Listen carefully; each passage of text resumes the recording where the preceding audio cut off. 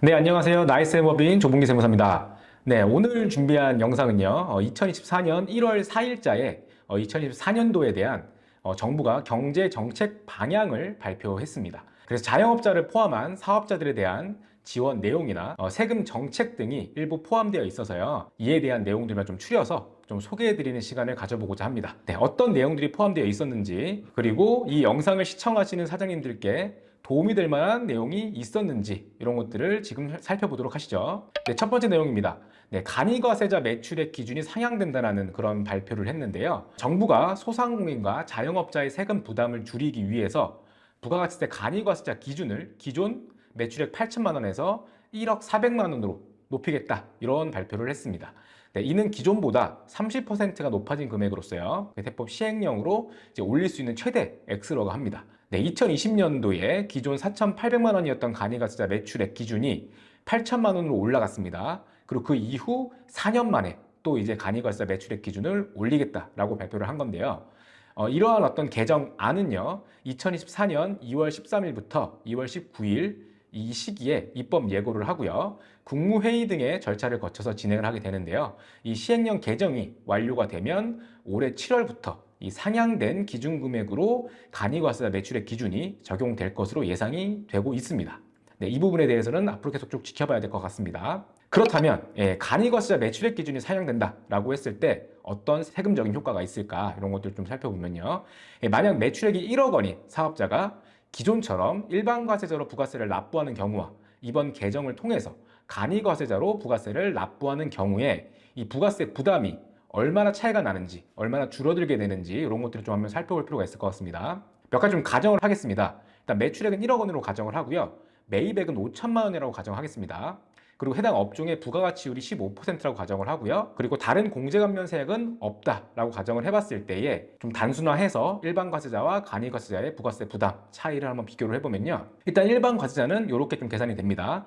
이렇게 매출세액과 매입세액이 계산이 되고 차감된 금액으로 계산이 되면은 대략적인 부가세 납부액이 한 454만 원 정도 이렇게 좀 계산이 되고요. 간이과세자를 기준으로 계산했을 때에는 부가가치세율이 15%라고 했잖아요. 그걸 기준으로 납부세액을 뽑고요. 그 다음에 매입액이 있었기 때문에 그 매입액에 대한 수치세 공제까지 좀 적용을 해주면 납부액, 부가세 납부액이 125만 원으로 계산이 됩니다.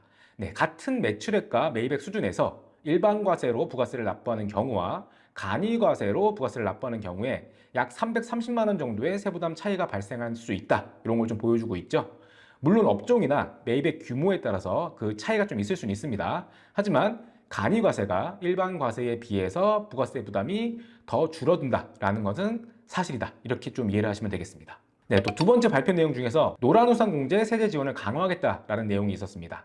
노란우산공제 가입자가 2016년 1월 1일 이후 가입한 경우 폐업 등의 사유가 발생하는 경우에는 돌려받는 금액에 대해서는 퇴직소득으로 과세하도록 되어 있는데요. 현행 폐업 등의 사유를 열거하고 있는데 그 내용이 폐업, 사망, 대표자 지위 상실, 노령 청구 이런 것들이 좀 존재를 했었는데요. 좀 더 추가해서 자연재난이나 사회재난, 6월 이상의 입원 치료, 회생 결정 또는 파산 선고 이런 것들이 좀 더 추가가 됐다 이렇게 보시면 될 것 같습니다. 네, 이 추가된 사항이 없던 현행에서는요. 이제 기타 소득으로 과세가 됩니다. 이런 추가되는 사항으로 만약에 이제 받게 되면은 퇴직 소득이 아니라 기타 소득으로 과세가 되는데요. 퇴직 소득의 실효세율이 기타 소득보다 낮기 때문에 퇴직소득으로 과세를 하는 것이 세 부담 측면에서는 훨씬 더 유리한 결과가 됩니다. 참고사항으로서 기타소득과 퇴직소득의 과세 체계를 한번 좀 보면요. 기타소득은 별도의 공제 없이 15%의 세율을 적용해서 소득세가 과세가 됩니다. 퇴직소득 같은 경우에는 납입 월수에 따른 근속연수 공제, 그 다음에 환산급여 공제 등을 적용해서 계산하게 되는데요. 이렇게 계산하게 되면은 실제로 부담하는 세율이 굉장히 낮아지게 되는 그런 효과가 됩니다. 그래서 기타 소득보다 퇴직 소득으로 과세하는 것이 훨씬 더 유리한데 이번에 정부 발표를 통해서 이렇게 퇴직 소득으로 과세할 수 있는 사유를 좀 더 추가를 해서 늘려줬다. 이렇게 좀 이해하시면 되겠습니다. 네, 또 세 번째로 준비한 내용이요. 소상공인에 대한 전기 요금을 지원하겠다라는 내용이 나와 있었습니다. 정부가 경영에 어려움을 겪고 있는 소상공인을 위해서 전기요금 특별지원금을 올해 2월 21일부터 지급하겠다 이렇게 발표를 했는데요.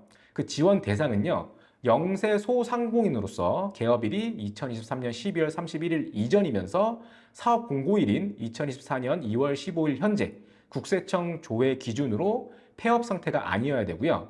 2022년 또는 2023년 연 매출액이 3천만 원 이하인 사업장에서 발생하는 전기 요금을 부담하는 개인 사업자 또는 법인 사업자를 대상으로 한다. 이렇게 좀 발표하고 있습니다. 여기서 말하는 연 매출액은요, 부가세 과세 대상자인 경우에는 국세청 부가세 신고 매출액을 의미하는 거고요. 면세 사업자인 경우에는 사업장 현황 신고서상 수익 금액을 말한다라고 이해해 주시면 되겠고요.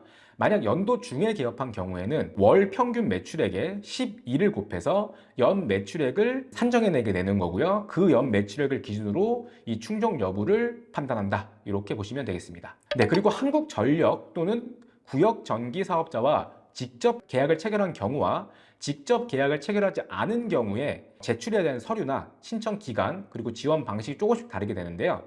일단 직접 계약자에 해당하는 경우에는 별도의 서류 제출 없이 신청자 정보 입력으로만 신청이 가능하고요. 그 신청 기간은 2024년 2월 21일부터 2024년 4월 20일까지로 되어 있습니다. 그리고 지원 방식은 고지서상 금액에서 최대 20만 원까지 차감해 주는 걸로 이렇게 지원해 준다. 이렇게 되어 있고요.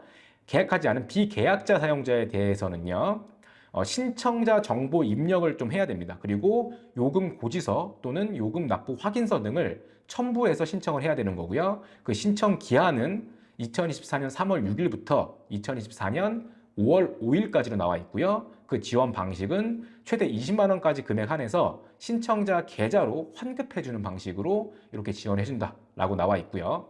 그 신청 방법 등에 대해서는요, 2월 15일부터 중기부 공식 홈페이지 공고문을 통해서 확인할 수 있다고 하고요. 소상공인 전기요금 특별지원 콜센터 또는 소상공인 시장진흥공단 지역센터를 통해서도 안내를 받을 수 있다고 합니다. 이 부분 참고해 주시기 바랍니다. 네, 그럼 네 번째 또 준비한 소식이 있습니다. 다주택자 양도소득세 중과 배제, 주택 추가 및 한시 배제를 더 연장하겠다라는 내용인데요.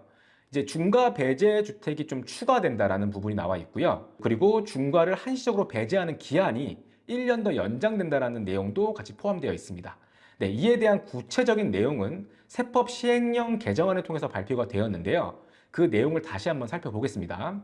일단 첫 번째로 양도세 중과 배제 기한을 연장하겠다라는 내용이에요. 과거에도 특례로서 다주택자에 대한 주택 양도소득세 중과가 2024년 올해 5월 9일까지 배제가 되는 걸로 이렇게 좀 돼 있었는데요.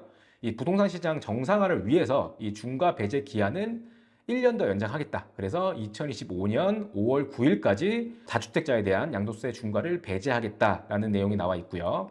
그리고 이 중과가 배제되는 주택이 또 추가된다는 부분인데요. 이제 소형 신축 주택 등에 대한 양도세 또는 중과세 중과를 배제하겠다라는 내용이 시행령 개정안에 추가가 되었다. 이렇게 보시면 되는데요. 그 내용을 살펴보면요. 소형 신축 주택 및 지방 미분양 주택 취득 시에 주택수에서도 제외를 하고요. 그리고 양도소득세와 종합부동산세 중과를 배제하겠다는 내용이에요. 근데 해당 주택에 대한 취득 기준이 있습니다. 2024년 1월 10일부터 2025년 12월 31일 중에 취득한 주택이어야 한다라고 나와 있고요. 해당 주택에 대한 요건도 있습니다. 아파트를 제외한 소형 신축 주택이어야 한다. 전용 면적 60제곱미터 이하, 지방의 경우에는 3억 원 이하인 주택을 말하는 거고요. 비수도권의 준공 후 미분양 주택이어야 한다. 전용 면적은 85제곱미터 이하, 취득가액이 6억 원 이하인 주택을 말합니다. 네, 현행 보유기간 2년 이상으로서 2022년 5월 10일부터 2024년 5월 9일까지 양도하는 주택에 대해서 중과 배제해주는 내용이 나와 있는데요. 해당 이번에 나온 추가된 주택에 대해서도 2022년 5월 10일부터 2025년 5월 9일까지 양도하는 주택에 대해서 이 해당 특례를 적용해 주겠다. 이렇게 내용으로 좀 확대되었다 보시면 될 것 같습니다. 네, 오늘 시간에는 정부가 발표한 2024년 경제정책 방향 중 사업자와 세금과 관련한 이런 이슈들에 대해서 좀 다뤄보는 시간을 가져봤습니다. 다음 시간에도요, 더욱더 유익한 세금 주제를 가지고 찾아뵙도록 하겠습니다. 네, 구독과 좋아요는 영상 제작에 큰 도움이 됩니다. 네, 조봉기 세무사였습니다.